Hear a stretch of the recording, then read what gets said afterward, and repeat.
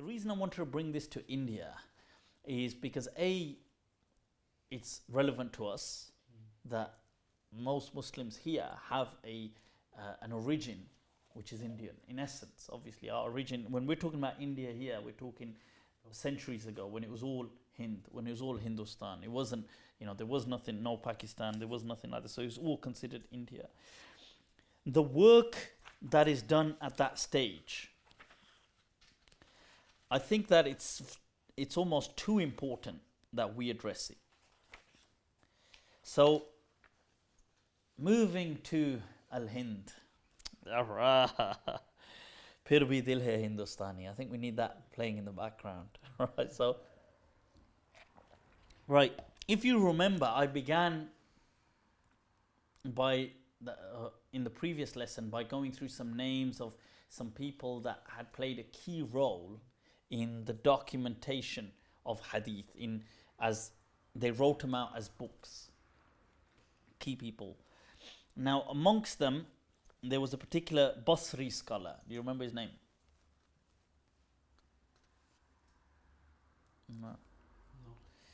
No, Abu Muawiyah? Oh no, don't mention my name. Right. Rabi ibn Sabih, al-Basri. You're lucky this is being recorded. Otherwise there would have been a response to that. Right, so he is the person who Sheikh Haji Khalifa says in his Kashf al-Dhunun, huwa awwalu man sannaf fil Islam. That some people said that he was the first person to author in Islam. Like as in books, because books, they say he was one of the first people to document hadith. If you're considering, you're bypassing the type of, what the Sahaba had put down as waraqat. They weren't like books. It wasn't like, do you understand? It wasn't, what the Sahaba wrote was sahaif, considered like, wrote literature. Yeah, they wrote literature. So it's like they had certain scriptures with them, but it wasn't considered like, it wasn't like in a book, something that could be described as a book. So was he a tabi'i? Yeah, he was from the Tabi'in. Now, Rabi ibn Sabih al-Basri was one of the earliest people who wrote. Whether he wrote in Islam, that's what Haji Khalifa says in his Kashf al-Dhunun. However, even if he didn't, as Abu al-Hasan al-Nadwi writes, that لا شك أنهم من أول المؤلفين في علم الحديث إن لم يكن أولهم بإطلاق. Okay, he's somebody who dies. He dies 10 years almost before Imam Malik. No, sorry, almost 20 years. He dies in 160 Hijri, just 10 years after Imam Abu Hanifa.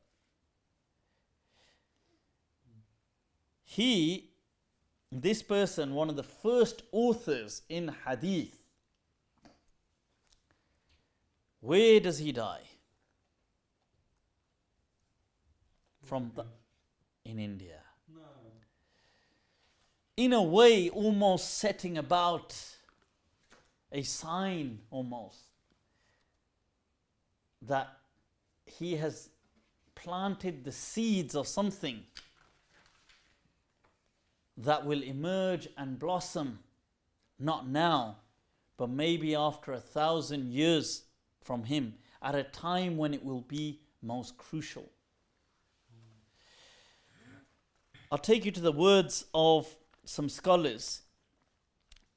Zahid al Kawthari, Imam Zahid al Kawthari, who's known for his somebody passed away last century, very known for his Hanafiness, almost a hardcore muta'assib Hanafi,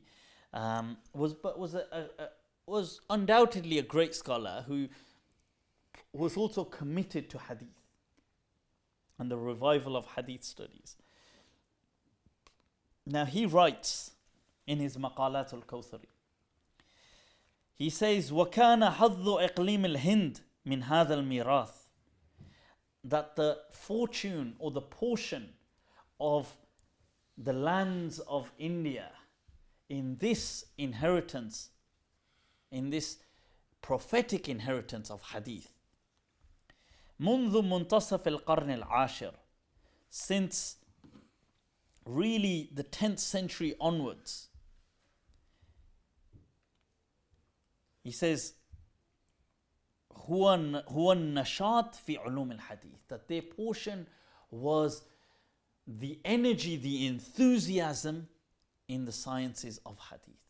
This was their portion. He says, فأقبل علماء الهند عليها إقبالا كليا, that the ulama of Hind devoted themselves to this study. بعد أن كانوا منصرفين إلى الفقه المجرد والعلوم النظرية, after they had been devoid of it by being strictly secluded to fiqh or confined to fiqh and just nadhari, the sciences of logic and things like this. He says, وَلَوْ اسْتَعْرَضْنَا مَا لِعُلَمَاءِ الْهِنْدِ مِنَ الْهِمَّةِ الْعَظِيمَةِ فِي عُلُومِ الْحَدِيثِ مِنْ ذَلِكَ الْحِينِ. He says, مُدَّةَ ركود العقاليم لوقع ذلك موقع الإعجاب الكلي and he says وَالشُّكْرِ العميق. He says, if we were to take their efforts that will ensue from that stage and compare them relatively with the other, the major global spaces, really major geographical locations within the Muslim world, and see the efforts of the ulama of Hind, he says we would be in awe and deep gratitude to these people. So, and in them serving the Sunnah, he says, and I think this is important, he says, وَكَمْ لِعُلَمَائِهِمْ مِنْ شُرُوحٍ مُمْتِعَةٍ. He says, and how many of their scholars have got amazing commentaries, وَتَعْلِقَاتٍ نَافِعَةٍ, and very beneficial notes على أصول الستة وغيره, upon the major 6 books of hadith and other than them. وَكَمْ لَهُم مِّن مُؤَلَّفَاتٍ وَاسِعَةٍ فِي أَحَادِيثِ الْأَحْكَامِ, and how many books they've authored when it comes to the rulings of hadith. وَكَمْ لَهُم مِّن أَيَادٍ بَيْضَاءٍ فِي نَقْدِ الرِّجَالِ, and how much work they've done in jarh wa ta'dil وعلل الحديث وشرح الآثار وتأليف المؤلفات في شتى الموضوعات. So, okay, so let's try and learn a bit about what is he going on about. What was all of this? Okay, now it's Could they possibly expand anything on Jarh wa Ta'dil? That would be documented before, wouldn't it? Yeah, but it would expand on it, as in not to invent it, but to mention certain critical points and to contribute to it significantly, as in like making substantial contributions to the science. You're right in the sense it has generally been all done, but you can still come up with unique points, as we'll see, of people like Sheikh Abdul-Haq Al-Laknawi has his amazing his book on Rafa' wa Takmil, on Jarh wa Ta'dil, and that's just as an example. But so now, like, here was some of these names I want to mention. It is said that India fell into a huge stage of darkness. That for centuries, although Islam was there and many of the rulers were Muslim rulers, and there were ulama present in India, however, it had been so overtaken by just fiqh. They had become so immersed in their own just logic, just fiqh, wal usul. A hadith had begun to be abandoned almost altogether, you could say, in most parts. That seldom would you find somebody involved in such studies, let alone also things like certain practices of bid'at had become so overwhelming, and maybe because of their closer links to the Hindu practices that were going on, they were so difficult to eradicate. And by just fiqh alone, you can never just eradicate these type of things. Then Allah blesses this subcontinent with legends that begin to emerge. And amongst some of the names, and we'll go through them again in a moment, are people that you will see that start to attend it from all different parts of the world. They say some of these, and from different madhabs as well. People like Sheikh Shihab Ahmad Badruddin al-Misri from Egypt, Sheikh Muhammad Ahmad al-Faqihi al-Hanbali. These people come to a Misri scholar who's a Maliki, Sheikh Muhammad ibn Abdul-Rahman. There's a name, Sheikh Rafi'uddin al-Chishti. Now these are some names I'm mentioning to you. What happens? A popular name emerges all of a sudden. This name is Sheikh Husamuddin Ali al-Muttaqi. Okay, remember this name, Husamuddin al-Muttaqi, like somebody with taqwa. That was his name. Al-Burhanwi. Now he passes away in 975 Hijri. What he does is he gets the Jaami'. He's somebody who becomes incredibly devoted to Hadith. He travels. He gets the Jaami' of al-Suyuti, the Jam' al-Jawami'. Oh, he's got so many ahadith really put together from all the books, and he reorganizes them according to the fiqh as a sunan in the fiqh chapters, and he calls this Kanzul Ummal. So the book Kanzul Ummal belongs to Sheikh Husamuddin al-Muttaqi, okay, al-Burhanwi. Now, to the extent, and this is a massive work, that people said that inna lis-Suyuti minna ala al-alamin, that ala al-alamin almost, that Suyuti has a huge, that the ummah was indebted to him almost with his collection of hadith. Walil-Muttaqi minnatun alayhi, and Muttaqi has this huge grace upon him for what he did. Now from his students comes somebody known as Muhammad ibn Tahir Al-Fatani, and he was from Gujarat, from modern, he was even then called Gujarat. He's somebody who passes away in 986 Hijri. What he does is he authors the book Majma bihar al-Anwar, which still remains a very popular book today. It is what he compiles and gathers in it all the Gharib al-Hadith and what has been authored for as a commentary on words for the Sahih al-Sittah. Okay. Now, these people, they set the scale for what is going to come. What they start to do, these people start to, with their passion, infuse some life into India. By first of all collecting all of these hadith, they were already collected by Suyuti, but organizing them in a way that made them accessible. Then his student gathering together like a dictionary of all the words for the Sihah, putting them together, Majma' bihar al-Anwar, making it accessible, allowing people to access these things. Then comes somebody who is known as Sheikh al-Allama Abdul-Haq Dehlawi. Okay, or sometimes it's called Muhaddith Abdul-Haq Dehlawi. Now he passes away in 1052 Hijri. He's somebody who had traveled to Hijaz, traveled outside of India.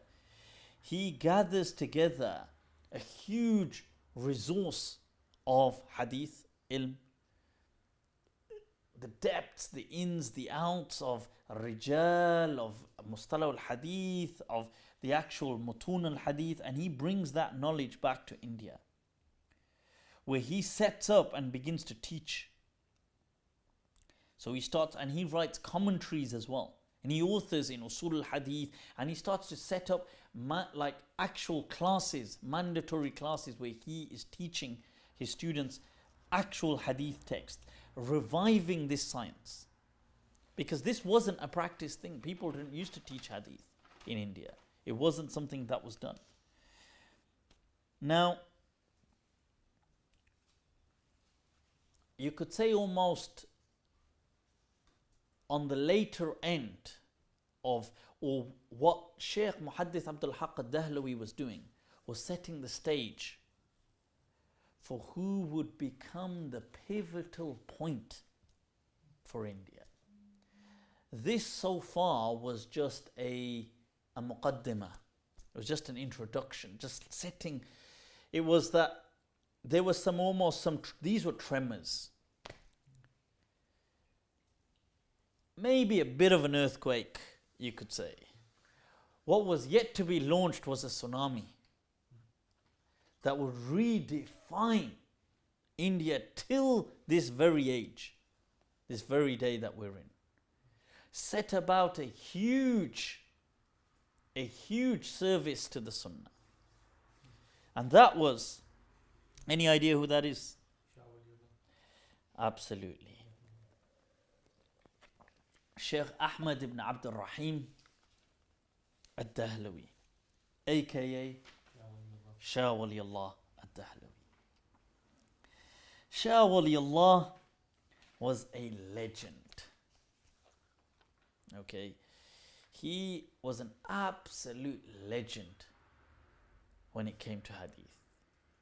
His father himself, Abdul-Rahim, was somebody that had a strong taking to Hadith. So before he even arrives on the scene, his father, like contemporary also to Sheikh Muhaddith Abdul-Haq Dehlawi, so on, was influenced now with this new emergence of Hadith and took a very strong liking to it. So his father set up a madrasa in Delhi called al-Madrasa ar-Raḥīm. This madrasa, or this, what his father was doing, although he's just setting up a simple madrasa, like what Sheikh Muhaddith Abdul-Haq Dehlawi was doing and so on, set in the syllabus that people should study Hadith. And at that time, what they were studying was more things like Mishkatul Masabih. And maybe some places they were studying like Kanz al-Ummal, and they were studying things like this. Now, Sheikh Muhaddith Abdul-Haq Dehlawi, they say, had his own commentary on Mishkatul Masabih that it set out. Sheikh Abdul-Rahim has this interest where he starts to encourage his students to look at the books like the Sahih and other books, and of the Sihah al-Sittah or the Ummahat al-Kutub, and take a look at them and encouraging people and so on and so forth. Now along comes his son Shah Waliullah. So Sheikh Abdul-Rahim, a brother of Sheikh Abdul-Haq? No, he's not his brother. It was contemporary, but he's not his brother, no. Right, so but what I'm trying to, the reason I mentioned the contemporary thing, there's something in the air now. This thing is in the air that, look, we need to revive, we need to move back to Hadith, that there hasn't been Hadith around for a while. So you see Shah Waliullah Dehlawi, somebody, a genius, at a young age. They say by the age of 7 he'd memorized the Quran. He began studying at that time what was the normal method of ilm. He studied with his father, studied with other ulama locally, studied in Madrasa Rahimiyya. There were other people teaching Madrasa Rahimiyya as well, obviously. Studied the major Hanafi texts in fiqh, usul, lugha, tafsir, this, that. Then studied the section of hadith as well in Madrasa Rahimiyya. He graduates at the age of 15 from Madrasa Rahimiyya. Still becomes incredibly devoted. At that time, what was also very powerful in India as well was tasawwuf. Was incredibly powerful in the sense that it was anything else was not really known. That you had to like, everybody was devoted to some particular tariqah, some particular thing. So he also, Shah Waliullah Dehlawi, also gets pretty involved with the tariqah of his age. he gets pretty into that thing where he can start accepting bay'ah from people and starts taking bay'ah from people and doing things like that as well. All the while increasing his own knowledge in things. He starts teaching, he starts doing things. But this hasn't really changed massive. Nothing, the tsunami hasn't come yet. यार tsunami क्यों नहीं आई? It's like after the elections with Imran Khan. यार tsunami क्यों नहीं आई यार? So the thing is that the tsunami hasn't come yet. Yes, he's going on, there's this little interest, it's in the air, yes, there's this fascination with hadith, there's a bit more study going on. But what happens at a later stage, when he reaches the age of 30, what Sheikh Shah Waliullah Dehlawi does would change the course of history for India to come. What he does in apparently and quite ironically, what would rescue and save India in the future, at that stage, unbeknown to him, was for him to leave India. Really? Wow. See, a step which seems so opposing, it seems on one hand he's actually left the entire country and gone, would actually serve as a salvific, something that would become the salvation of that land in the future. He leaves India and goes to the Hijaz. He becomes very fascinated with hadith, as was already known, as was perhaps inculcated, was perhaps put into him by his father, this love for hadith. He goes to the Haramain and obviously does his Hajj and he stays there and he starts to learn. And he has his famous teachers, Abu Tahir al-Madani, al-Kurdi, and he has many other, he has Maliki teachers and all sorts. He starts to study once again he had already studied certain books of hadith in India, but now he starts to study all these books with these people. He studies the Musnad of Ahmad, he studies the Muwatta of Imam Malik with the Maghariba, he starts to learn, he starts to really get into it, and he loves what he's learning. He can't get enough of it. He is so immersed in this that he makes an intention that he won't go back to India, that he would stay now in the Hijaz, that this was, what they say, Dallatul Manshuta. This was what his lost property almost. This is what he had longed for and he was finally at. He was loving it, learning so much, getting into Jarh wa Ta'dil, getting into the ilm of Rijal, learning also about diverse fiqh further. He had some Shafi'i teachers, taking understandings from them. They also say at this stage, he began to take a liking to the works of Ibn Qayyim al-Jawziyah and also his teacher, Ibn Taymiyyah. That Shah Waliullah, they say, became quite fascinated with the works of Ibn Taymiyyah as well, and saw certain resemblances with what he felt, that what Ibn Taymiyyah had gone through in his age. He felt that those problems were very similar to the land of India in his time. That people had turned away, that there was immense bid'ah, people were, they'd really gone into all these other, whether you want to say sciences, and to mention anything, like to mention hadith, you would be criticized. That why do you think you're going to hadith? This is what the fatwa says, this is this. So he felt it, and the more he learned, the more he felt sure that I won't go back to India. That this is fine where I am. And he says he thoroughly enjoyed every single day, really, of his study there. He spent at least over 2 years in the Hijaz, doing nothing but absorbing ilm, gaining several ijazat, and all sorts. They say that he he always had in his heart something, like he wanted to do something though. You know, like, you know, some people, they have this desire to do something, they're doers. They're not just complacent with, I can just sit here. I want to achieve something in life as well.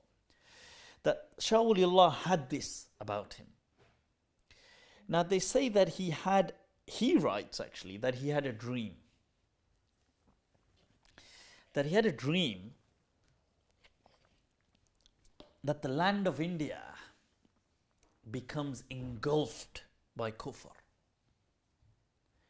And every point of it kind of is overtaken by this darkness. In his dream, to the extent that kufr is there and it destroys, and he mentions Ajmer. He mentions Ajmer. He says that the darbar, or the place of Ajmer, is also destroyed, and kufr has enveloped the land of India. And he says in this dream, he then becomes present. And he has what he describes, or he is being defined as what is called Qa'imuddin, the one by whom the deen will stand. So where he is going, he is dispersing the darkness of kufr. So, and he continues to go, and he's with certain people in his dream. He's not on his own. And he is going and going until he kind of disperses and disposes of kufr right up until Ajmer. And where he's going, this light of Iman has kind of spread and permeated with him. He says that this dream kind of redefined his thought processes and his way of thinking about the future. Because he was pretty content on staying in the Hijaz. But now, all of a sudden, he had this thought that maybe I should go back to India. And maybe this is part of my mission. That I need to, the khidmah that I want to do, because he wanted to do something. But what he was thinking of, I know, maybe I'll author some books, or I'll do this, or I'll do that in the Hijaz. Maybe that's not where I'm meant to be. Maybe my desired maqam is in Hind. So he sets back and turns his sail towards India. Allahu Akbar. Setting in motion a series of events that would have changed and will change the face of Muslim India to our very age. He returns to Delhi and begins to teach. They say he spends the next 30 odd years in teaching. Teaching hadith upon hadith upon hadith. That he starts to combat these khurafat. He still kind of associates himself with the Hanafi madhab, although he begins to write about not sticking to what is like this blind and super rigid taqleed. He says that people should embrace the concept of hadith. That they should be following hadith, that we are following, and the fiqh should follow hadith, and in certain circumstances, if we find it doesn't, then the hadith is not like an enemy to us. This is the source of our guidance. So he starts setting out these waves. He starts like teaching. He starts authorizing, giving ijazat in hadith, authorizing other people to go off and teach. Decade after decade after decade. He starts to speak about the maqasid of the Sharia. His very famous book, Hujjatullah al-Baligha, this is what it's addressing, the maqasid of the Sharia. He also really, you could say, infuses the love of the Muwatta in India once again. Something he gains from his teacher in the Haram. Now, prior to him, although the Muwatta was known undoubtedly in India, but the love that Shah Waliullah Dehlawi has for the Muwatta was unparalleled. He places the Muwatta if not equal, then above the Sahihain. And that's the position, because he sees this as obviously being the book of Imam Malik. Now, this effort of Shah Waliullah Dehlawi, what it gives rise to, you see, in his own age, it's pushing huge, it's pushing numbers and numbers of students. It's cementing this understanding that we need to be reconnected with hadith. During Shah Waliullah's absence, and even prior to his absence, as he was growing up, and in maybe the years that preceded him, he saw in his environment not only were the khurafat and the bid'ah that were overwhelming, but with them came the heresies of certain sects like the Shia. And he found this problematic, and he found that the reason that the Muslims weren't generally in a position to refute a lot of them was because of their disconnection to hadith. You see, we in essence, the main body of Muslims are the people of Sunnah, Ahul Sunnah. And that Sunnah is documented in the hadith. If we are not a people of hadith, then we cannot truly be Ahl Sunnah. Because how are we to revive or even argue or even present or even believe in something that we don't actually teach or propagate or even understand? So what he also does, he teaches in the Madrasa ar-Raḥīmiyya, his father's institute. He has 4 children who serve as pivotal people. Because you see, what a great Imam does isn't just have huge, hoard huge amounts of knowledge which he passes on. He does that surely, but what he also does is he prepares people that can take the baton further. If you haven't prepared people that can take it on, then you fundamentally failed. Because although you will be a bleep, you would have been some form of, there will be, yes, a little wave, but it will shortly die after you.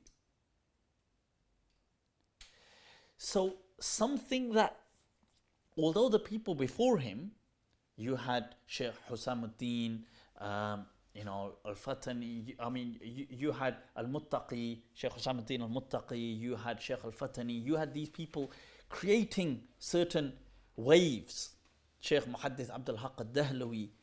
But what you didn't have was people setting proponents after them that would inherit and continue this legacy. So what Shah Waliullah Dehlawi, his 4 children, Sheikh Abudlaziz Dehlawi is a very key person who continues the legacy of Shah Waliullah Dehlawi. He is huge. He is the funnel, really, that from his father, this huge energy is directed mainly, obviously the other children are important too and they play a role, but Shah Abudlaziz Dehlawi is the projector of that.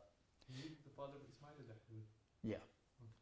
Now, you've got his other brothers, you've got Sheikh Rabi ad-Din.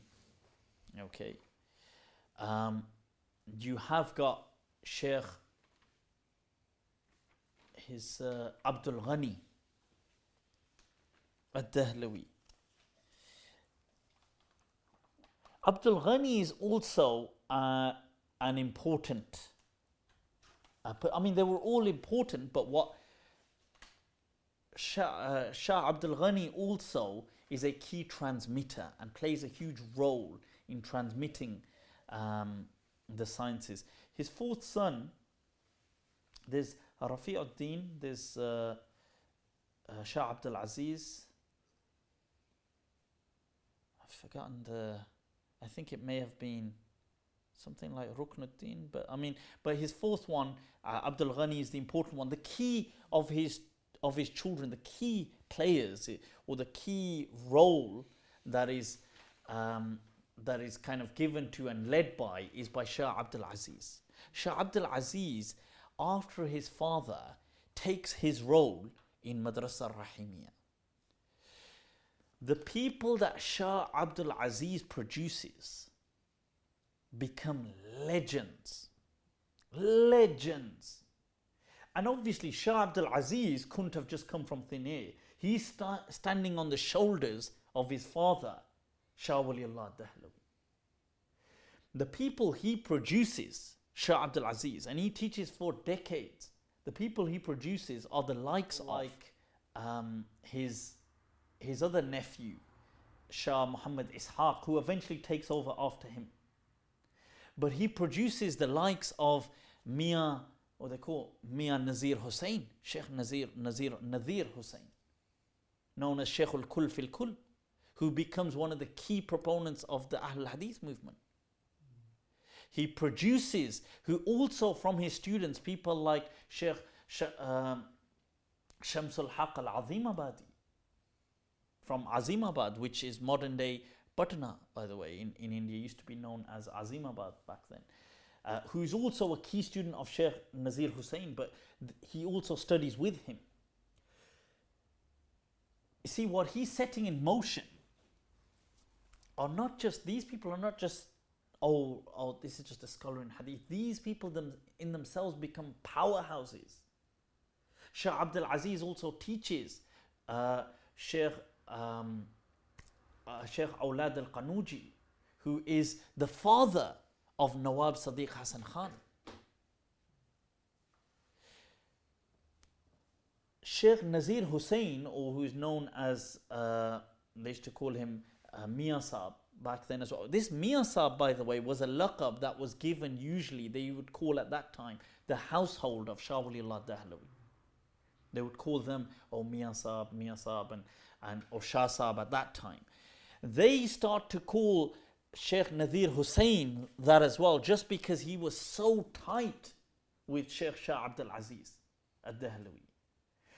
This Sheikh Nazir Hussain spends up to, they say, almost 60 years teaching hadith. The likes that he pushes out, I mean, he cements and solidifies people like Sheikh Shams al-Haq al-Azimabadi, who has a major commentary on Abu Dawood. People like Sheikh Abdurrahman al-Mubarakpuri, who has a commentary on Tirmidhi. These are all his students. Many others, amongst Sheikh Nawab Sadiq Hasan Khan, who has a huge influence, and later on obviously in the region of Bhopal in India, in hadith. All of those figures being key figures that contribute to the Ahlul Hadith movement. He also, but he is a contemporary, he's a direct student of Shah Abdul-Aziz. Shah Abdul-Aziz's other student, a contemporary of him, is Muhammad Ishaq Dehlawi. Muhammad Ishaq Dehlawi is the grandson of Shah Waliullah Dehlawi. But from the daughter, he's from, so he's a nephew of Abdul-Aziz, but through his sister. Now, Sheikh Muhammad Ishaq Dehlawi, he goes on to be the teacher of people like Sheikh Imdadullah al-Muhajir al-Makki, people like Sheikh Qasim Nanotwi, people like, I mean, these people, you can see this what then sets off, and even most of the ulama, including Sheikh Rashid Ahmad Gangohi, the leaders or the founders of the Deoband sub-school, they find their traces here. Even Imdadullah al-Muhajir al-Makki is from the teachers of Raza Ahmad Khan Barelwi. You can see this whole link coming back to this household of Delhi. From amongst the teachers of Shah Abdul-Aziz, from amongst the students of Shah Abdul-Aziz, I mean, who he's produced, Muhammad Ishaq, are also the likes of, who is a key person, Shah Ahmad ibn Irfan al-Barelwi. This Sheikh Shah Ahmad, or Sheikh Ahmad ibn Irfan al-Barelwi, isn't a Barelwi, I know he may be called a Barelwi because he was from the area of Barelwi, but he is known as a mujaddid in himself. This person that they produce, was a close ally of, a very close friend of Shah Ismail ad-Dehlawī. He was somebody that he was a scholar that they produced, had a huge concern about what was going on in India. Huge concern with by this time the colonial powers were there.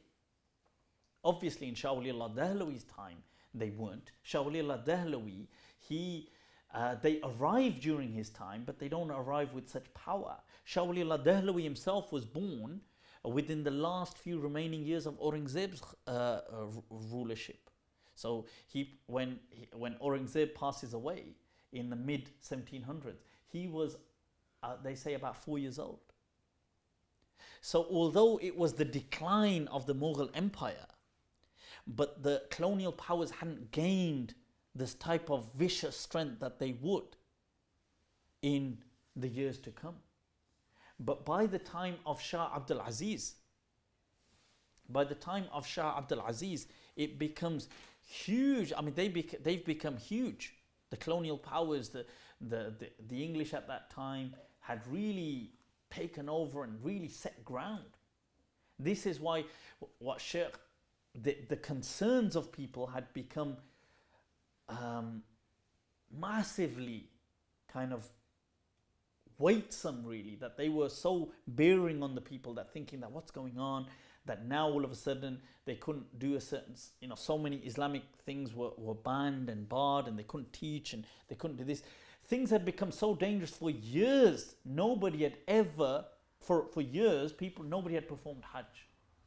The fatwa of the people was Hajj isn't fard. Just as the fatwa was many centuries ago in what part of the world? In Al-Andalus. Many centuries ago, that Hajj wasn't fard. Because to go there would mean to get killed. The ways were too dangerous. So therefore it was no longer a fard. Sheikh Ahmad ibn Irfan,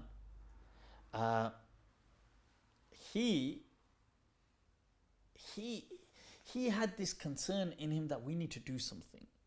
That leaving Islam like this, we need to kind of set about we need to get rid of these khurafat, but also this tyranny.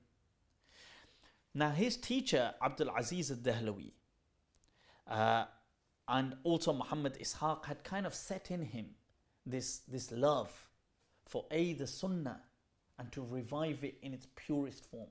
In fact, Shah Abdul-Aziz Dehlawi, when Sheikh Ahmad al-Barelwi had graduated, after his graduation, because although he did benefit also from Muhammad Ishaq, but he did actually benefit directly from Shah Abdul-Aziz, when he graduated and was a scholar and they were having their type of conversations, and they was also teaching them tarbiyah, they say that he was teaching him, and at that time I told you tasawwuf was heavily prevalent over the entire subcontinent, and that doesn't, and when we say tasawwuf, sometimes there's people who may practice it within the guidance of the Sharia and within the parameters, and that's fine, and that's a different topic altogether. But as it was practiced then, and as influenced by perhaps a lot of Hindu rituals and things like this, it was considered to be overwhelmed by bid'at and khurafat and things which were contrary to the Sunnah. Now, but when this is so prevalent, it becomes the norm.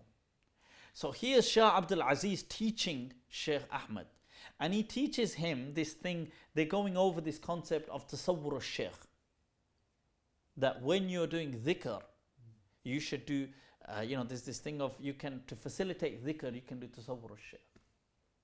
Like you can picture your Sheikh. And this is somehow an i'ana upon the dhikr of Allah, helps the dhikr of Allah. They say at this point that Sheikh Ahmad said that I refuse to accept this. He said, I see no difference in this and in shirk. And Shah Abdul-Aziz first tried to discuss with him. He said, yeah, but this isn't shirk, this is a form of assistance and this. And he said, but have you not been teaching us all these ahadith? He says, weren't these from you? about reviving the Sunnah, about reviving what is pure Tawheed and moving away from these bid'at and moving away from stuff like this. He says, don't you just see this as a gateway to the flooding of what would just lead to what we've got in India, of people doing all sorts around tombs and graves and this and that. And they say at this that Shah Abdul-Aziz, he kind of embraced Sheikh Ahmad and he kissed him on his forehead. And he said that, that truly that you have like absorbed the teachings of the Sunnah and that its fruits will manifest in the future. That I see in you that great, like a great promise for the Muslims of Hindustan. And Sheikh Ahmad, he is the one who set about what would become a huge resistance movement to the tyrannical colonialization that was taking place. It was Sheikh Ahmad who once again revived this fight for freedom. Who? No, Sheikh Ahmad Barelwi, not Raza Ahmad Khan Barelwi. Sheikh Ahmad ibn Irfan al-Barelwi. Is this Sayyid Ahmad Barelwi? Is that a different one? Sayyid Ahmad Barelwi, same one, yes. What they do in India and Pakistan, the term Shah and Sayyid are interchangeable. So they call anybody who's a Sayyid Shah, Shah Sahib. So Shah Ahmad or Sheikh Ahmad, Sayyid Ahmad is the same one. Now what he did is he wanted to trigger off this movement of resistance to this oppression by the colonials at that time. And he thought about it, and then what could be a greater way to set this off, to mark the birth of it, the genesis, rather than, what could be a greater way than to break the taboo of not doing Hajj?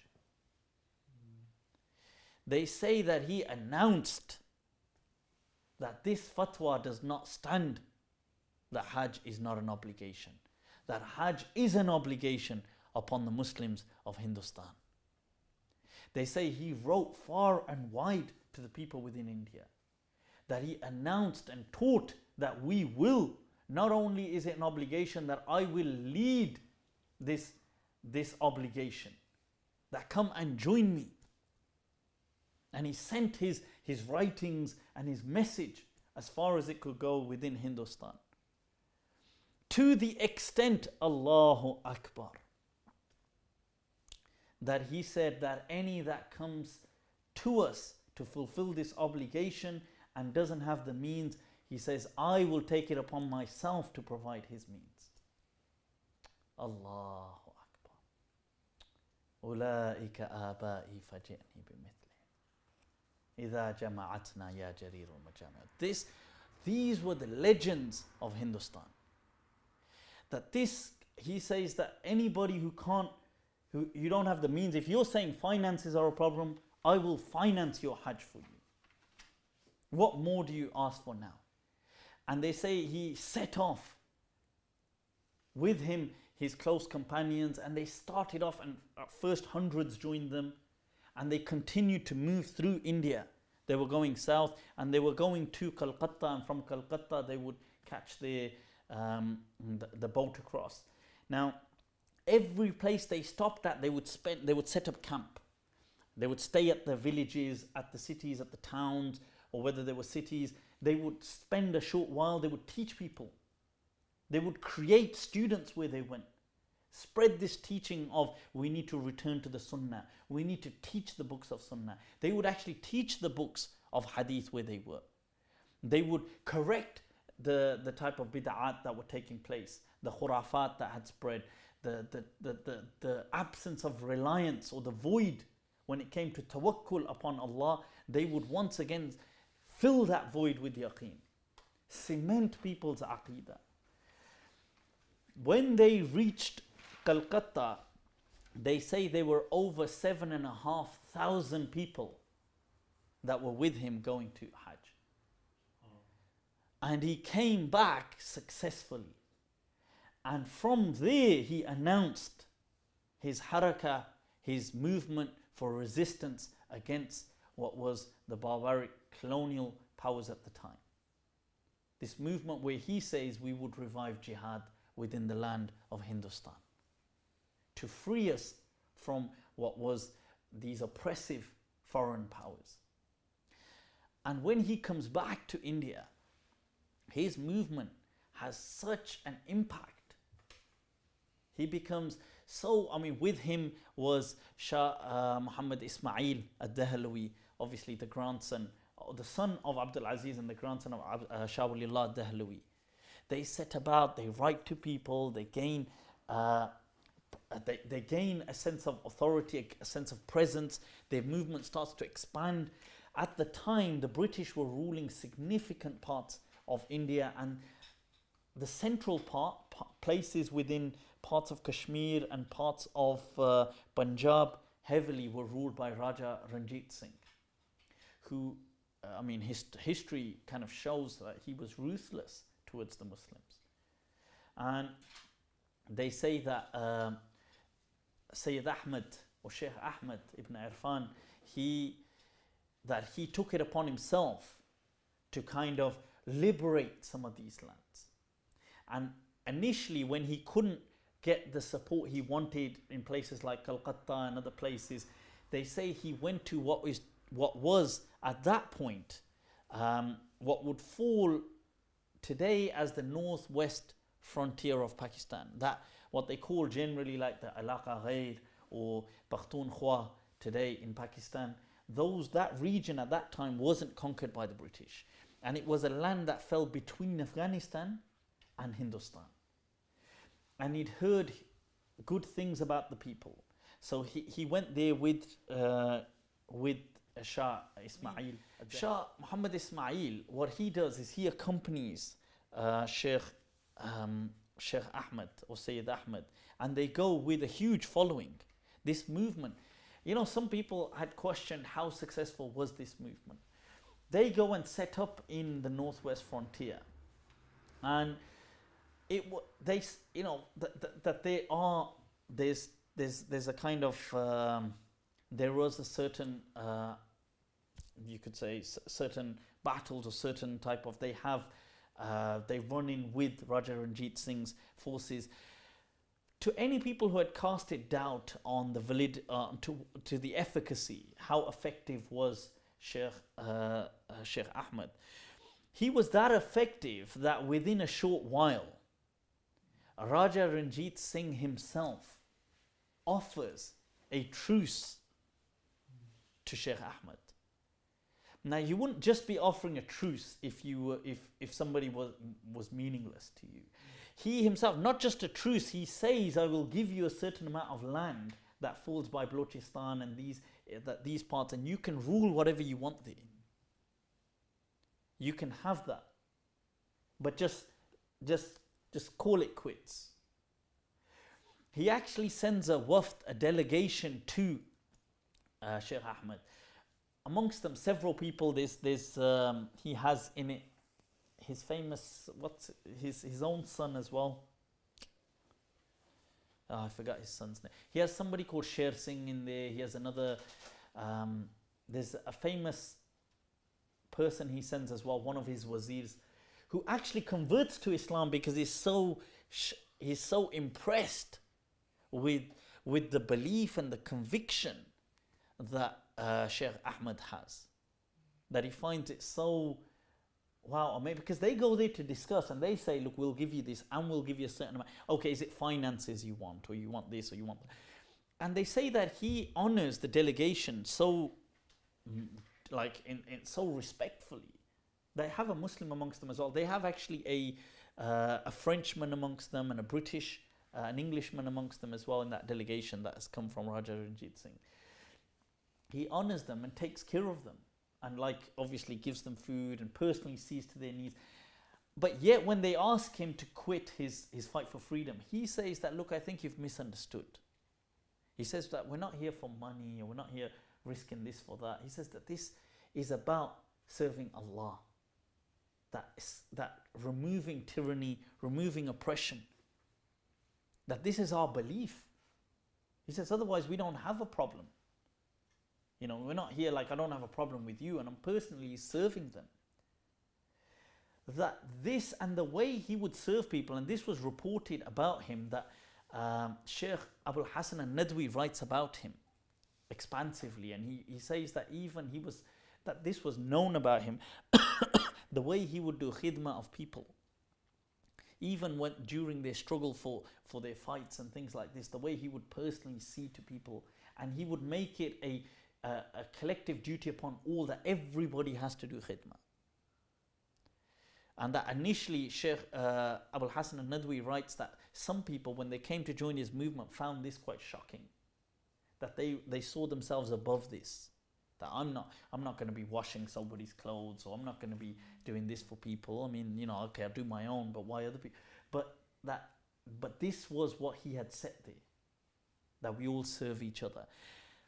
So this was the type of influence that he has, and he does gain an incredible momentum where he was.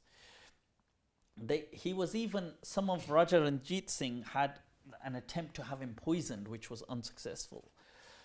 Following which eventually there was a sense of betrayal, where he was betrayed, that what had happened was the areas he was in the northwest, some of the people there, the tribal people, had many customs which were very anti-Islam. Like they would sell their daughters for marriage, they would do things like, a lot of them were to do with matrimonial ceremonies, and there were other things as well, several bid'at that were taking place where, for example, when a person died, there was a certain custom that took place in where you place the Quran and everybody passes the Quran around in a particular circle, and then they pass the money around and then they donate this money, and there were certain people who were known as they were the mustashar, they were the people who were like an authority in religion, and they were just strict fuqaha who had learned a certain amount of Hanafi fiqh, and that's all they knew. And they kind of were, they would kind of frown upon this thing of hadith. They saw it as so this culture was prevalent as well in this northwest frontier where Sheikh Ahmad was. So he started to challenge some of these issues that were going on, and started to say, this isn't how the sunnah should be, and the sunnah is like this, you can't sell your daughters, you can't do things like this, you can't it can't be about having huge prices on daughters' heads, and it can't be about this, and it can't be about that, and you can't have these bid'at, and you can't. What happened? This disturbed, they say, a lot of people. Whether those people colluded with Raja Ranjit Singh's forces or not, I suppose, is there's theories, and people there's no conclusive evidence. But what happened was there was a particular day on which some of those people from that province area had a coordinated attack on the people of Sayyid Ahmad at different places, but coordinated simultaneously. So in one go, several attacks took place on different localities, and this killed several hundred people that belonged to, and people that were influential, that were part of this movement, this liberation movement of Sayyid Ahmad. This really damaged the morale of his people, of his movement. And they say that he was really taken aback by what had happened, that he thought, okay, this isn't a safe place to be anymore, and we need to leave this place. That he set off to migrate to Kashmir. They say he was en route to Kashmir, and he was going to Muzaffarabad, or towards that part. And it was at this point that where he got him and his people, his supporters of this movement, they were migrating, that they were setting off, that they were ambushed by Raja Ranjit Singh's people. And the attack initially was by actual Muslims. It was by the tribal people of that area of where he was, but it was in different localities and vicinity. It wasn't an attack in one place. It was a coordinated attack that took place in several places at once, where these people were well established. And it was so devastating to them because they didn't expect it at all from the Muslims, you see. So when it happened, it shook them to that extent that they said, we're no longer safe here. So we need to go to a new place where we can set up, and it obviously realized he had too many antagonist forces working dynamics against him. So it's when he set off with his people to Kashmir that en route he got ambushed by Raja Ranjit Singh's people, his troops, and he was martyred. And as was Muhammad Shah Ismail. But it wasn't, this movement didn't stop there. There's one of the sons of Rabi ad-Dehlawi, one of the grandson, another grandson of Shah Waliullah, came, and eventually he kind of takes over and breathes life into this movement. And this movement then also gains huge support from, there was a family known as the Ali Shah family from India. I believe they may have been from Hyderabad, but they were already involved with Sayyid Ahmad before, but with his death they become massively involved. In fact, there were two brothers, sons of the household, known as Inayat Ali and Wilayat Ali. He's got to rhyme the names. Right, so the thing is, Inayat Ali and Wilayat Ali, these two figures become a huge force for driving forward, and they also finance this whole liberation movement as well, to the extent that they lead devastating blows to Raja Ranjit Singh, and even quite successful on many accounts. They take back huge amounts of Kashmir. They take back several regions from Raja Ranjit Singh, and then obviously the British do get involved again, and that goes on, and that continues as a type of movement. But coming back to the Dehlawi household, that this whole thing is set in motion by who? On the other hand, you've got people like Muhammad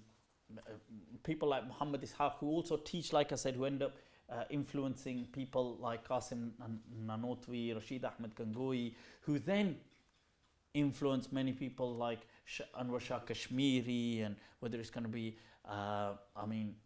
it's going to be so much, Sheikh al-Hind, and whether it's going to be also Ashraf Ali Thanwi and many other people who also contribute significantly to the science of hadith. Whether it's going to be commentaries on Sahih al-Bukhari, or whether it's the likes of Sheikh Idris Kandalwi is influenced by these people who go on to set up the whole Tablighi movement. Maulana Zakaria Kandalwi is also massively influenced here. He is taught his commentary on Sahih on the Muwatta of Imam Muslim, on the Muwatta of Imam Malik, Awjaz al-Masalik. From India is unprecedented. Obviously you've got centuries ago the Muslims of especially the Maliki populated world had contributed huge commentaries, but nobody in India had done something like that. A huge movement is set up. Even if you're going to look at the likes of people that descend, I mentioned already, that come from Nazir Ahmad, from Nazir Hussain, people that, they call him Sheikh al-Kull fil Kull. That's how huge they say his knowledge was. But he produces, like I mentioned, Shams al-Haq al-Azimabadi, who has one of the most profound commentaries on Abu Dawud that is available in the Muslim world ever. Even Badlul Majhood is from India. So you're seeing this whole legacy of scholarship being created. Nawab Sadiq Hassan Khan, somebody that goes on to write his own works, and although he doesn't, that is more of the Ahlul Hadith movement, but still they breathe huge life into reviving what was the Sunnah in India. These people, they had diverse methodologies then. You know, it's not that. So, for example,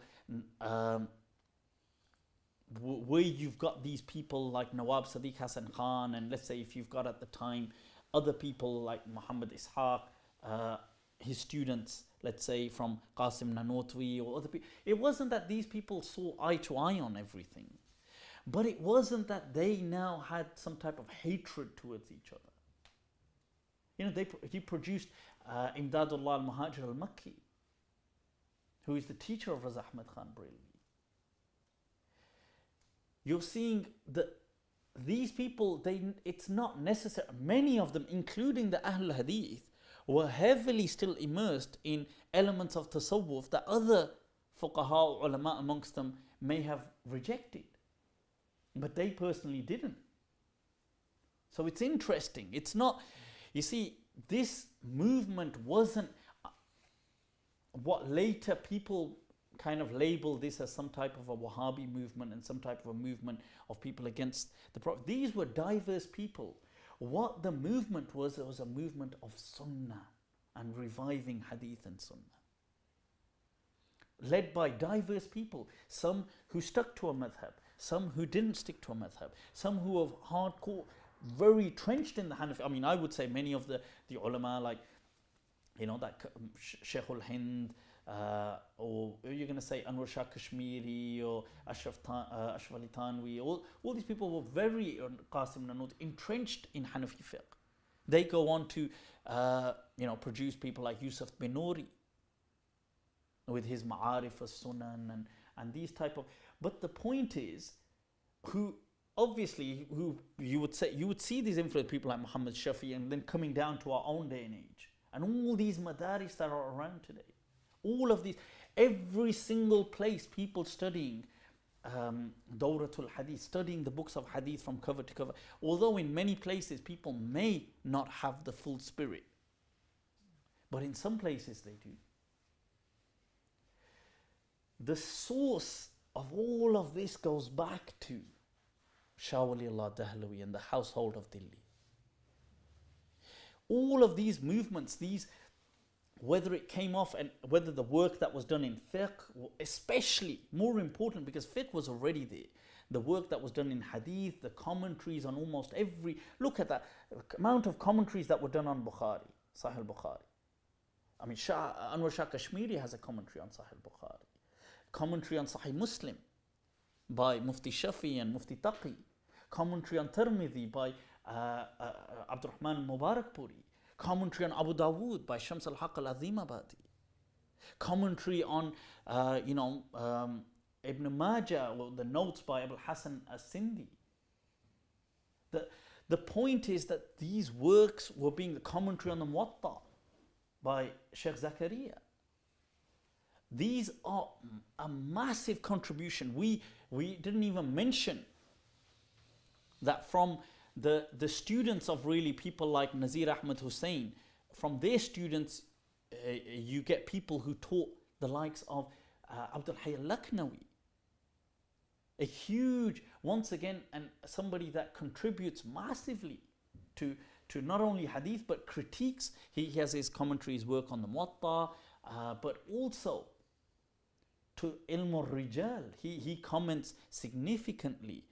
He has his also his Rafa' wa Takmil, where he raises invaluable points that people highlight that, whoa, the works of people like Sheikh Abdul Hayy al-Lakhnawi are, they're indispensable. People like Abdul Fattah Abu Ghudda speaking about them, Zahid al Kawthari highlighting them. All of this has been done in the land of Hindustan. This was India. This is what it had produced. Yet people kind of lost all of that and got caught into ridiculous, just factions and this type of sectarianism, forgetting about, that their roots were actually just one. During the time of, the movement that we spoke about of Sayyid Ahmad, and the successors that continued it and that continued to kind of spread and struggle for that freedom fight. You see, it's during their time that the rise of people like, Ghulam Ahmad Qadiani came about. where he initially, first of all, sets about in his, and this comes back to what we were talking about at the beginning of the dars, where he first of all sets about saying that, oh, he's the Mahdi in the late 1890s. And by 1901, he declares himself a Rasul, a Nabi, debunking much of what was in the Sunnah, saying that we don't need to follow the Hadith. Since I'm a new legislator, I overrule this. I overrule the concept of this, the concept of that, the ruling of this, or whether it was jihad, or whether it was other things, or elements of zakat, or whatever he kind of ruled in. You can see that this threat once again pushes its head. His fitna attempts to emerge. Once again, echoed again in India, decades later, a few decades later, by Parvez, trying to say that we don't need, not of Nabuwa, but saying we don't need Hadith, or we doubt its authenticity, that it's fine to go ahead with the Quran. So you see that the ulama of India rising to this challenge, the work and the commitment that they did in the preservation of Hadith, for it to reach us today, to the extent that people have said, when you look at their efforts, all of that was done. I mean, I didn't even go into mentioning how that triggered off Sheikh Saharanpuri, and how it triggered off many others who contributed their works, and what led to Nadwatul Ulum, one of a significant institute of learning today, recognized worldwide. Obviously, key people like Abul Hasan al-Nadwi, who were given international awards by Muslims for their contribution, for their perception and analysis. I mean, his book, ماذا خسر العالم بانحطاط المسلمين, what has the world lost with the downfall of the Muslims, it was given international awards by several Muslim bodies. That's how renowned his stuff was. He was invited to speak as a thinker, as an analyst. It continues today, Nadwatul Ulum, to produce people who are experts in language, experts in Hadith studies, even till today. All of this going back, finding its traces, its roots, going back to that one man, Shah Waliullah Dehlawi. All of our chains in Hadith today, our chain, my chain in Hadith, it goes through Shah Waliullah Dehlawi. All of the chains today in India, in Indo-Pak today in Pakistan as well. What led to the formation of Pakistan itself, with the foresight by people like Allama Iqbal and these people, was the efforts by several people like Sayyid Ahmad and the movements that they had led, which finds its roots with Shah Waliullah Dehlawi. How much happened and what changed the entire face of India as we know it, goes back to that one decision of Shah Waliullah Dehlawi returning to India. So there is a huge legacy. So, do you think you can read us your chain of Hadith? At least one of them. Yeah, inshallah. At the end of this class. Okay, inshallah, I can go. I'll have to get it, but you can go through it, inshallah. So I mean, this is what I wanted to really just highlight, that we, especially, and why this is important for us, is that most of the Muslims here today are of that heritage. I mean, in essence, we're all from Hindustan as it was then. Now, this wasn't a land in the last, when most of the Muslim world kind of went quiet when it came to the work of Sunnah and Hadith. This was a land that once again rose at that time, revived the works of people like Rabi ibn Sabih, right? That these type of one of the first person people to author in Hadith substantially, where he dies, becomes a land where in the last centuries of Islam begins to author substantially in this science. Today, unfortunately, some of us, we've become so distracted by the type of sectarianism of whether it's going to be Raza Ahmad Khan Barelwi and the Deobandis and this, and this is really in itself just nonsense. All of them, their roots go back to people like Muhammad Ishaq ad-Dehlawi, who teaches, all of them share common teachers. In essence, in legacy. Whether it's Sheikh Imdadullah al-Muhajir al-Makki, or whether it's his teacher Muhammad Ishaq al-Dehlawi, whether it's his teacher Abdul-Aziz al-Dehlawi, whether it's his teacher Shah Waliullah Dehlawi. And one thing that you learn then, Sheikh, was there like you mentioned that all these movements all trace back to the same teachers, common teachers? Was there a particular event which caused them to drift apart, or is it progress over time? I mean, if you're saying all these, you see, these movements were separate, but they weren't never like, they didn't see each other as like adversaries. Like some people may have gone into this, other people have gone into that. But what it awoke in people was a concern to do something for the ummah of Hindustan at the time. Now, this deep-rooted concern is what was triggered by the household of Delhi. Now, it's not about they were different, like Nazir Hussain, Sheikh Nazir Hussain wasn't, like he didn't, obviously he was like the founding father of the Ahl Hadith movement in India, but he didn't have this issue with, let's say, people who were Hanafi and the Shuyukh of his time, like the way it is today. He had many people who were very near and dear to him that were Hanafi. Just his own teachers would be Hanafi, just as some of his students were Hanafi, just as some of the Hanafiya took from people who were maybe not so Hanafi, and they gave to people like that as well. So the differences were there. The intensity or the hatred didn't exist. The hatred really, I mean, what we see today, and I'm listing it. I mean, the key split between whether it's going to be the Deobandiyya or the Barelwi or what is today the al-Hadith in the Indo-Pak. These three key differences trace their roots back to the same people that taught them. And the differences did exist then, or some differences. Okay, later differences emerge again, but some differences, the seeds of their differences were there. It wasn't that, like a key example was like Sayyid Ahmad disagreeing with his Sheikh Abdul-Aziz about tasawwur al-Sheikh and saying that to me this seems like shirk. Yet his Sheikh Shah Abdul-Aziz is the one that is doing it. But he's not, you see, they're disagreeing, they're discussing. Whether Sheikh Abdul-Aziz continued to do it, Allahu A'lam, but many people probably did. But the point is that it wasn't about, he didn't say, Sayyid Ahmad didn't say, oh, I think you're a mushrik and I'm boycotting this and I'm going like this and I don't want anything to do with you guys, because, or when he thought about why have people abandoned Hajj and I'm disagreeing with this fatwa, he didn't think, oh, all of you guys are murtad for disagreeing with this, or you're fasiqs, or you're dal mudil for debunking Hajj, fardiyatul Hajj. He wrote in defense of it, encouraged, lectured, called people towards Hajj, and then said, you know what, I'll take it upon myself to finance you and help you. The point is how you go about indifferent. Now, what's happened, unfortunately, in the last century has really severed and split the divergence so far and wide that people today, it's become an iman and adm and kufr issue. That you're Muslim or you're not Muslim. SubhanAllah, imagine if Sheikh Muhammad Ishaq or Abdul-Aziz Dehlawi or Shah Waliullah was to hear that.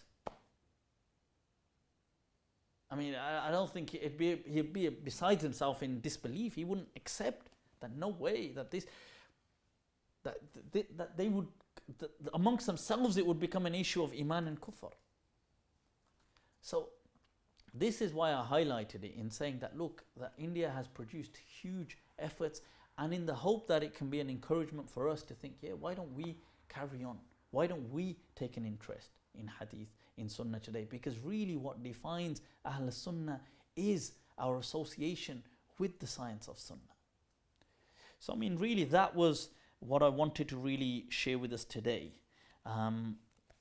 It was a bit, I mean, the whole purpose of these studies is that they are isolated in themselves. It's not necessarily a particular text. We're going through different aspects of Usul Hadith, and one of the things we're taking a look at is evolution and the impact it's had. One thing we could see is that, look, up until the 10th century, there's a huge effort that takes place and it crystallizes. After the 10th century till our age, it almost becomes quite I mean, regressive isn't the word, but it becomes quite dormant. But one thing we start to see is from the 10th century onwards, we start to see a practical side of it emerging in the Indian subcontinent that is unparalleled anywhere else in the world, from the 900s onwards, with the people we saw, Husam al-Muttaqi, onwards his student al-Fatani, and we see Sheikh Muhaddith Abdul-Haq Dehlawi giving, and the father of ar-Raḥīm Dehlawi, and his son Shah Waliullah, who really at his hands, this whole thing, you see what he sets in motion in a butterfly effect is a tsunami that would change the entire face of India as they knew it. And in my understanding, Allahu A'lam, that dream, that way he returns light to the places that had been engulfed and enveloped by darkness and kufr, in my understanding was the connection with the Sunnah and the Hadith again. Because everywhere throughout Hindustan today, and throughout, and I'm saying that broadly speaking, covering Pakistan as well, that we have, wherever you have the chain of the Hadith of the Prophet ﷺ, it goes through Sheikh Shah Waliullah Dehlawi. So inshallah, may Allah subhanahu. Your chain, your son. Yeah, shall I go? Yeah, if you get it. Oh, if I go get it, yeah, is that right? All right, shall we start? Should we not stand? Bismillah ar-Rahman ar-Raḥīm. Alright, so speaking about isnad and speaking about the fruitful and highly beneficial work of the Ulama al-Hind, the scholars of Hadith, with regards to the Sunnah and the Hadith of the Messenger of Allah sallallahu alayhi wasallam. In light of that, I'd like to go through my own ijaza bil isnad, my own isnad, share that with you guys. This goes through the great household of Delhi, as you'll see, Shah Waliullah, the legend who we just spoke about, and his legacy that he left behind, which still is with us and in fact permeates through the entire Indian subcontinent today. That you will not find any sunnah of the Messenger of Allah sallallahu alaihi wasallam that is being taught and documented, except it goes through a chain going through Shah Waliullah Dehlawi. So this one, I'm just going to share one isnad. Obviously, as it gets further up, the names, depending on the book, will always vary because they may go through different people. The pivotal point is Sheikh Shah Waliullah Dehlawi in all of the chains. Now, this particular one is for Sahih Bukhari, since we spoke a bit about it in one of the lessons. So this one, I had been given ijaza. It does mention that the Sheikh speaking here was Sheikh Abdul Hamid, who was Sheikh al-Hadith in Jami Binoria, and he was one of the teachers of Sahih Bukhari. Now, although many of them gave us ijazat in all their books, but he's just one person that I'm reading from. So it says, قد ختم علي صحيح البخاري ختمة بالتفقه, that he completed with me Sahih al-Bukhari, a completion with understanding of fiqh. وطلب مني أن أجيزه فأجزته, and says, so he asked me, sought from me that I give him ijazah, so I did. And يحدث, that he may teach hadith, ويجيز بالرواية عني, and I can teach from the riwayah from him. أينما حل وفي أي قطر نزل بشرطه المعتبر عند علماء الحديث والأثر. That but with any or wherever he may go, far and wide, with the conditions that the ulama of hadith that have laid out. Right now, he says, وأرويه صحيح البخاري عن الشيخ المفتي ولي حسن التونكي. So Sheikh Wali Hassan was an amazing scholar that taught hadith in Pakistan. Obviously, somebody that himself is from pre-partition, but I mean, from that generation really, and he passes away in, I believe it's in Karachi, he passes away as well. But he was somebody that one of our teachers, Sheikh Abdullah al-Hazarwi, spoke amazingly about. I mean, he was in awe of this person. And it's interesting actually when he spoke about him, because he said that he was somebody that, he says in his lifetime, he says, I saw people would flock to him and be around him, they would always, he says when he would leave his class, he would be surrounded by a whirlpool of students and of people, admirers and so on. And he says that in his later stage of his life, hardships befell him. And he says, and at that time, I never saw anybody around him. He says, right up until he passes away, and he says that, Allahu Akbar, he says he passed away in a bit of a destitute situation in one of the hospitals that wasn't really catered for. And it's just interesting when he kind of reminisced about him, but he said he was such an amazing person that if he wanted, he said he could have hoarded so much wealth and so much, but he never chose that path. But from him, the ijaza is, he says he took this from Hussain Ahmad Madni, somebody very popular from India. Once again has huge contributions and some interesting works on coexistence within multi-faith societies as well. His book is called, do you remember what the English to it is? It's actually in English as well.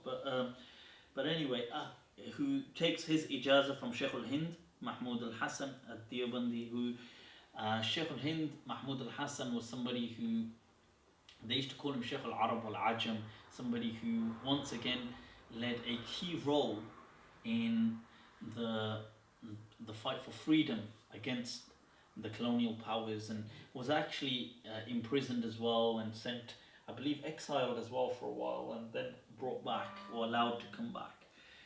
Who took his ijaza from, he says, al-Shaykhan, from the two Rashid Ahmed Gangohi and Maulana Muhammad Qasim Nanotwi, both of who take their ijaza from Abdul Ghani and Ahmad Ali Saharanpuri. So from both of these, and Ahmad Ali Saharanpuri as well, a key person who devoted himself to the science of Hadith and Sunnah. Kilahuma, both of them take from Sheikh Muhammad Ishaq Dehlawi. And we spoke about Muhammad Ishaq Dehlawi and how he produced all these huge and amazing people from all schools really, and that whether that was going to be the likes of Haji Imdadullah al-Muhajir al-Makki, or it was going to be people like Nazir Hussain, Sheikh al-Kul fil-Kul, or it was going to be like the likes that go on to produce Rashid Ahmed Gangohi and Qasim Notwi, and also on the other side people that would produce the likes of Raza Ahmed Khan Barelwi. So you can see all of these already coming back through to Muhammad Ishaq Dehlawi, who takes from Sheikh Shah Abdul-Aziz Dehlawi, who is the major powerhouse really, a huge powerhouse, produced amazing people, obviously like his own nephew here, Muhammad Ishaq, but also many other people like Sheikh Sayyid Ahmad that we spoke about, al-Barelwi, and several others as well. Right, so who takes from his father Shah Waliullah Dehlawi, the Muhaddith of India really, the legend and the pivotal point, who says, قال أخبرنا الشيخ أبو طاهر Muhammad ibn Ibrahim al-Kurdi, his teacher Abu Tahir al-Madani, this is who he's referring to, who he takes this ijaza from, and he says who took from his father Sheikh Ibrahim al-Kurdi. He says قرأت على الشيخ أحمد al-Kashashi, who says he took from Ahmad ibn Abd al-Qaddus, who took from Shamsuddin al-Ramli, famous Shamsuddin al-Ramli, Shafi'i faqih, who took from Zainuddin Zakaria al-Ansari, who we covered when we were looking at the evolution of Usul al-Mustalah, how it developed, and the commentary that Sheikh Zakaria al-Ansari had done, who took from قال قرأت على الشيخ الحافظ شهاب الدين أحمد بن حجر العسقلاني, obviously somebody who's indispensable really, his works when it comes to Usul al-Hadith and its development, who took from Ibrahim ibn Ahmad al-Tanuhi, who took from Sheikh Abul Waqt Abdul Awwal al-Harawi, who took from Sheikh Abul Hasan Abdul Rahman al-Dawoodi, from Abu Muhammad Abdullah Sarakhsi. And I'm trying to not read out the whole, they give sometimes a long lineage for their names, but I'm just trying to make it pertinent. and from Abu Abdullah, who took from Abu Abdullah Muhammad ibn Yusuf al-Farbari. This is one of the key transmitters. Farbari is from Al-Imam Bukhari, and somebody whose transmission of the Sahih went far and wide. And I'd like to do something on the transmissions of Bukhari, inshallah, in one of the coming durus. Okay, speaking about who, although many people took the Sahih, but who were the key transmitters? There are only a handful, and out of them, who took it in what direction and where it became quite popular. So, who transmits Yarwihi an Abi Abdullah Muhammad ibn Ismail al-Bukhari. Right, جعلنا الله جميعا من الذين سبقت لهم منه الحسنى. Amen. So, alright, there it is. So I mean, this is an example, and why we want to associate ourselves with this. There's a riwayah in the Mu'jam of Tabarani al-Awsat and in the Sunnah of Darmi, where the Prophet ﷺ says, Allahumma arham khulafa'i, and they say, who are you khulafa? He says, oh Allah bless have mercy on my vicegerents, on my deputies. And when the Sahaba asked, who are they? He said, الَّذِينَ يَأْتُونَ مِن بَعْدِي يَرْوُونَ أَحَدِيثِي وَيُعَلِّمُونَهَا النَّاسِ. Those who come after me transmit my hadith and teach them to people. Have mercy on them. And the isnad, the chain, is the silah al-mu'min. As Sufyan al-Thawri said, it is the weapon of the believer. And if you don't have the isnad, in essence you don't have the deen. And it's what some of the Al-Andalusi dons, like I believe Abu Ali al-Jiyani and others as well, had said that part of the things that this ummah specifically has been singled out with as a blessing. And he goes on to mention a few things. Amongst them, he says isnad is one of the things that Allah has graced and blessed this ummah with on its own, and that is absolutely true. If you look objectively, there are no civilizations that have a concept of isnad and the preservation of it in the method that we do today. So it's unparalleled in any other science. So okay, jazakumullah khair. Assalamu alaikum wa rahmatullahi ta'ala wa barakatuh.